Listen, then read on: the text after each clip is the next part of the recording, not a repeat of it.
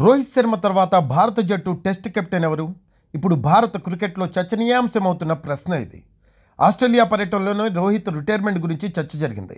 ఇప్పటికే టీ20లకు good bye చెప్పిన hit man border Gavaskar ట్రోఫీలో పేలవ ప్రదర్శన నేపథ్యంలో టెస్టుల నుంచి కూడా తప్పుకోనున్నట్లు వార్తలు వచ్చాయి. కానీ మరికొంతకాలం సుదీర్ఘ ఫార్మెట్లో కొనసాగాలని రోహిత్ నిర్ణయించుకున్నాడు. కొత్త కెప్టెన్ను ఎంపిక చేసే వరకు రోహిత్ టెస్ట్ జట్టులో కొనసాగబోతున్నట్లు తెలుస్తోంది. మరి రోహిత్ వారసుడు ఎవరు అన్నది ఆసక్తికరంగా మారింది. ప్రస్తుతం జట్టు వైస్ కెప్టెన్ జస్ప్రీత్ బుమ్రా పేరే ముందు చర్చకొస్తోంది.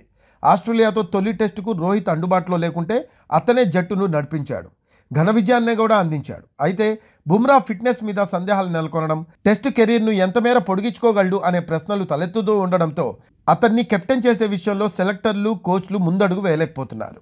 ఈ నేపథ్యంలో ప్రత్యామ్నాయాల వైపు చూస్తూ ఉన్నారు. ఈ క్రమంలో యువ opener Yashasvi Jaiswal, wicket keeper batter Rishabh పంత్ల పేర్లు తెరపైకి వచ్చినట్లు సమాచారం.